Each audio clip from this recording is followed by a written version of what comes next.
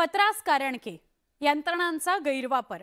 देशातील तपास यंत्रणांचा गैरवापर होत असल्याचा आरोप विरोधकांनी केला। त्या संदर्भात 9 विरोधी पक्षांनी पंतप्रधान नरेंद्र मोदींना पत्र लिहून तक्रार केली आहे। तर ज्यांनी गैरमार्गाने पैसे कमवले आहेत त्यांच्यावरच कारवाई होती आहे, अशी प्रतिक्रिया दिली उपमुख्यमंत्री देवेंद्र फडणवीस यांनी।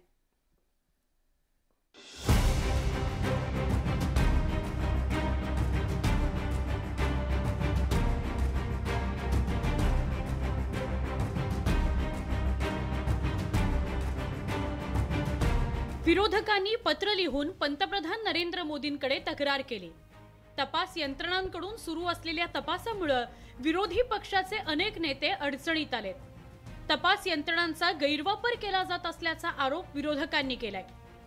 पत्र लिहिणाऱ्यांमध्ये राष्ट्रवादी काँग्रेसचे अध्यक्ष शरद पवार, शिवसेना ठाकरे गटाचे उद्धव ठाकरे, दिल्लीचे मुख्यमंत्री अरविंद केजरीवाल, तेलंगणाचे मुख्यमंत्री के चंद्रशेखर राव, पश्चिम बंगालच्या मुख्यमंत्री ममता बॅनर्जी, पंजाबचे मुख्यमंत्री भगवंत मान, समाजवादी पार्टीचे अखिलेश यादव, बिहारचे उपमुख्यमंत्री तेजस्वी यादव आणि नॅशनल कॉन्फरन्सचे फारूक अब्दुल्ला यांचा समावेश आहे।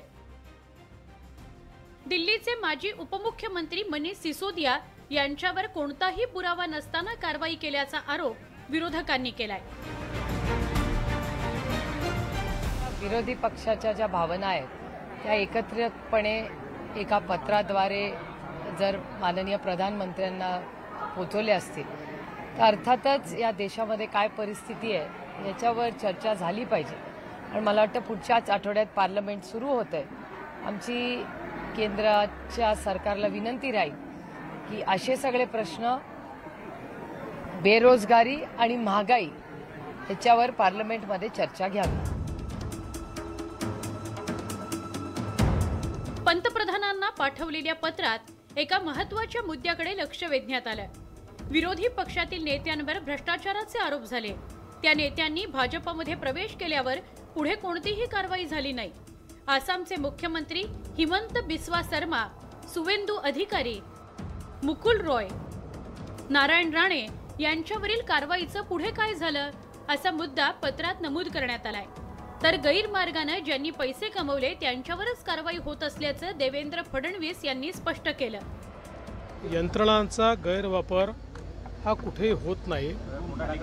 मोदीजींच्या राज्यामध्ये जे काही गैरमार्गाने पैसे कमवतायत, गैरकारभार करतायत, भ्रष्टाचार करतायत, अशा भ्रष्टाचाऱ्यांना शिक्षा देण्याचं काम हे वेगवेगळ्या एजन्सीज करतायत आणि त्यामध्ये कुठलाही राजकीय हस्तक्षेप नाही आहे। त्यामुळे मला वाटत नाही की अशा प्रकारे असं कुठलं पत्र घेऊन किंवा पत्र लिहून यातनं कोणाची सुटका होणार आहे। याच्यावरचा उपाय एवढाच आहे की हा भ्रष्टाचार आणि गैरमार्गाने कमावलेला पैसा हे सगळं त्यांनी बंद केलं पाहिजे। 2014 मध्ये भाजपची सत्ता आल्यावर विरोधी पक्षातील नेत्यांवर कारवाईचं प्रमाण वाढल्याचा आरोप करण्यात आलाय। अशा कारवायांमुळे तपास यंत्रणेच्या विश्वासार्हतेला तडा जात असल्याचं विरोधकांनी म्हटलंय।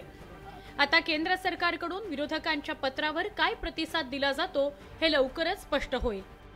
Bureau report, news 18 Lokmat.